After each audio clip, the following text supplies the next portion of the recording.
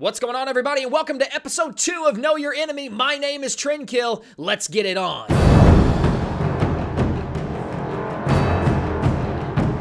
So in case this is the first episode of Know Your Enemy that you've watched, if you want to check out the Neath Guide, I go into extreme detail as to what this series is going to be about. Also, before you watch this guide, make sure you have a basic understanding of MOBA knowledge. Otherwise, go check out my beginner's guides. Those are going to get you caught up on some of the terminologies and things that I may use in this series. And so we don't waste too much of your time, let's go ahead and jump right into the guide. Today, we're going to be talking about YMIR', the father of the Frost Giants.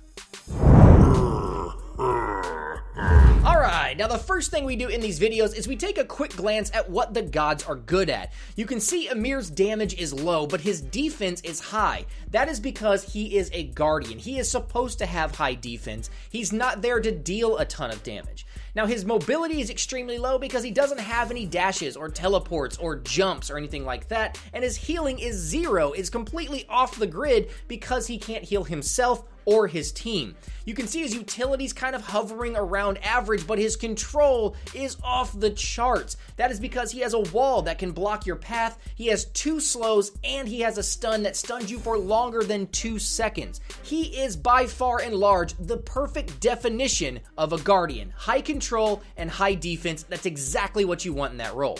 Alright, so let's take a more in-depth look at his kit and talk about some things that you may have missed by briefly glancing through his abilities. First off, let's talk about YMIR'S passive called Frostbite. This is what gives him the little bit of utility that he had on that graph. What Frostbite does is when YMIR' hits you with one of his damaging abilities, those abilities apply a debuff called Frostbite. For the next few seconds, all of YMIR'S auto attacks that hit you will deal double damage. Now this passive alone allows him to play outside of the Guardian role and actually have some success. So what you may see is an YMIR' coming out of the jungle, freezing you, and then just smacking you with his ice mallet and actually dealing a considerable amount of damage. So understand that in casual games, you may see YMIR' in the jungle or in the solo lane, and you may see him start to run around the map and really create some chaos for the enemy team. Another thing that we have to be cognizant of is the amount of crowd control YMIR' has on all of his abilities. He's got a 6-second wall that blocks your path, a 4-second slow on his Glacial Strike, a 2.25-second stun on his Frost Breath, and another 3-second slow inside the large AoE of his ultimate. This totals an insane amount of 15 seconds worth of possible crowd control. Now if he breaks that up and uses his different crowd controlling abilities on different people, he can single-handedly change the tide of a battle with the sheer amount of chaos that he can create. So in the right hands, YMIR' can be a bad mother... Oh! Quiet!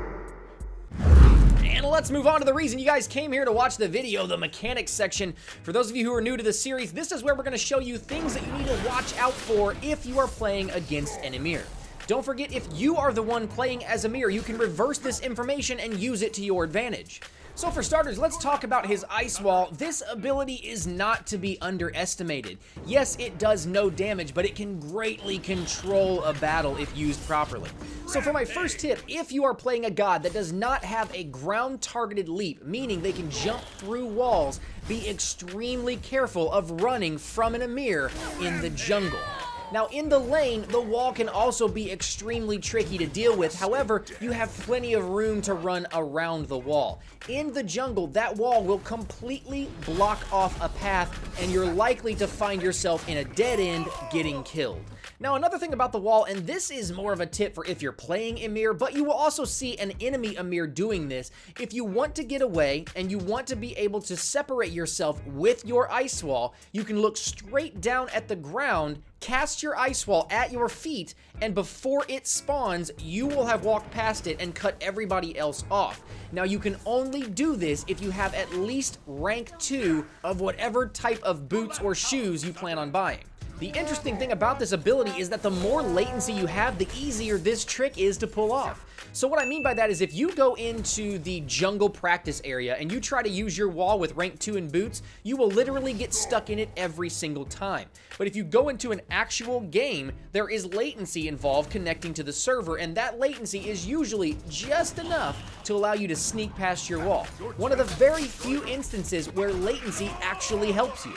Alright, so moving on, we're going to skip over Glacial Strike, his second ability, for just a second. I first want to talk about his third ability, Frost Breath. Now this is arguably one of the best CC abilities in the game for two reasons. One, it's extremely easy to hit, and two, it lasts for 2.25 seconds, which is an insane amount of time in a fast-paced game like SMITE. Now the reason I wanted to talk about Frost Breath before Glacial Strike is that my Glacial Strike tip actually includes Frost Breath in it.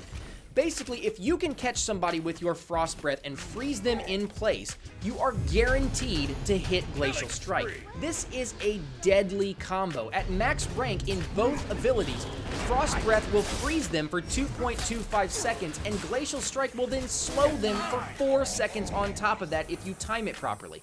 That is 6.25 seconds of some sort of CC, assuming he doesn't then catch you with his wall and then catch you with his ultimate as well. YMIR has the capability to combo together upwards of 10 seconds worth of crowd control, which makes his kit one of the most controlling kits in the game. So while that's not a tip for just Glacial Strike, remember that that is an integral part of him controlling the enemy. So if I were playing against an YMIR, I would definitely think about having Sprint and or Purification beads to cleanse all of the slows and the stuns he's going to be throwing my way. Now let's move back to Frost Breath. This is not a tip about the ability itself. It's about an item that gives YMIR more opportunities to use Frost Breath. Always be watching for the enemy YMIR to have an active item called Blink. This item allows him to teleport to you, and after that he's likely to catch you with a Frost Breath. Again, after that becomes the ability chain that may eventually lead to your demise. So understand that you are never safe around an YMIR with Blink.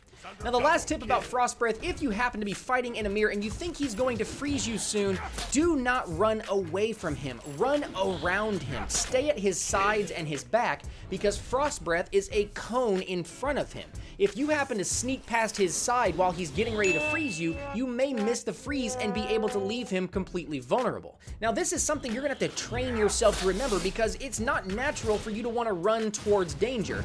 Just remember that the further you get away from YMIR, the wider his reticle gets, because it is a cone shape, so the easier it is for him to hit you.